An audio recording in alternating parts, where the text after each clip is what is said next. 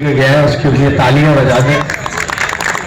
اس صحت پہ لوگ 3 منٹ چل نہیں پاتے. فرحان آپ نے اتنی لمبی تقریر کی ماشاءاللہ.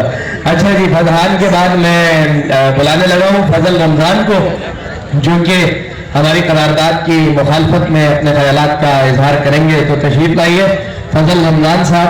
اور یہ بھی میں آپ کو بتا دوں کہ پہلے مباحثوں میں ہم دیکھتے تھے کہ صرف جامعات کے اسٹوڈنٹس آتے تھے، اب مدارس کے طلبہ نے بھی اس میں حصہ لینا شروع کیا. یہ دونوں طالب علم مدرسے سے تعلق رکھتے ہیں.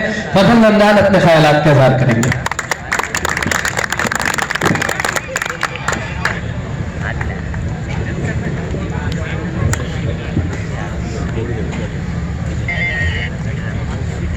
جناب والا، خودکشیوں کی تعداد بڑھ گئی اور جمہوریت اظہار رائے کا نام ہے. اپنی خوشی سے کر رہے ہیں تو کرنے دیجئے. جناب اعلیٰ بڑھتے ہیں قرارداد کی طرف. زیر بحث قرارداد پاکستان میں جمہوریت جعلی ہے. میں اس قرارداد کی بھرپور مخالفت کرتا ہوں. جناب اعلیٰ، اس قرارداد میں موجود لفظ جعلی جس سے مراد ناقص اور نامکمل ہونے کے ہیں، جو اس قرارداد میں بطور صفت استعمال ہوا ہے. اور صفت کا یہ قاعدہ ہے کہ صفت کسی بھی چیز پر، صفت کسی وجودی چیز پر لگایا جاتا ہے. یعنی اولاً پاکستان میں جمہوریت کا وجود تسلیم کیا گیا اور ثانیاً اس پر ناقص ہونے کا حکم لگایا گیا. اور جناب اعلیٰ، جمہوریت سے مراد ایسا طرز حکومت کہ جس کی بنیاد 3 خصوصیات پر استوار ہو. نمبر 1 بنیادی انسانی حقوق کا احترام. نمبر 2 قانون کی حکمرانی. نمبر 3 کثیر سیاسی جماعتی نظام. جناب اعلیٰ، آئیے دلائل کی روشنی میں اس بات کا جائزہ لیتے ہیں کہ آیا پاکستان میں جمہوریت کا وجود بھی ہے کہ نہیں، تاکہ اس پر جعلی کا حکم لگایا جا سکے. جناب اعلیٰ، پاکستان میں جمہوریت کا وجود ہی نہیں. جب وجود نہیں تو اس پر جعلی کا حکم کیسے لگایا جا سکتا ہے؟ جناب اعلیٰ، بات کرتے ہیں پہلے بنیادی ستون کی. پہلا بنیادی ستون انسانی حقوق کا احترام ہے.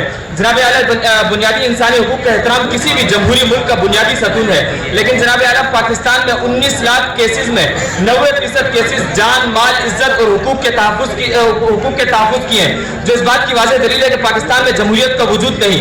جب جمہوریت کا وجود نہیں تو اس پر جعلی کا حکم کیسے لگایا جا سکتا ہے؟ جناب اعلیٰ، دوسرا بنیادی ستون کسی بھی جمہوری ملک کا قانون کی حکمرانی ہے. لیکن جناب اعلیٰ، یہاں تو قانون اندھا اور صرف ستاروں کی روشنی میں سفر کرنا جانتی ہے. جناب اعلیٰ، ستاروں کی سفر میں روشنی کرنا جانتی ہے، اور جس کی روشنی میں نسلا ٹاور، مدینہ مسجد اور اورنگیٹان اور گجر نالہ کے 60 سے 80 گز کے مکانات کو ناجائز قبضہ تصور کیا جاتا ہے. مگر کراچی میں موجود 1915 ایکڑ زمین پر قبضہ مراعات کے نام پر ناجائز نہیں بلکہ عین قانونی تصور کیا جاتا ہے. جناب اعلیٰ، تیسرے بنیاد کی طرف چلتے ہیں. سیاسی جماعتی نظام. جناب اعلیٰ، کثیر سیاسی جماعتی نظام کسی جمہوری ملک کا بنیادی ستون ہے. لیکن جناب اعلیٰ، یہاں ہم دیکھتے ہیں کہ سیاست عوام کے مفاد کے لیے وراثت میں استعمال کیا جا رہا ہے. اور سیاسی جماعتیں زرداریوں، نیازیوں، مرہٹوں اور چودھریوں میں ہی تقسیم ہو کر رہ گئی. جناب اعلیٰ، لیکن اس طرف سے مخالف کی طرف سے دیے گئے تمام دلائل کے باوجود اب بھی مجھے یہ کہا جا رہا ہے کہ پاکستان میں جمہوریت کا وجود تسلیم کر کے اسے جعلی مانا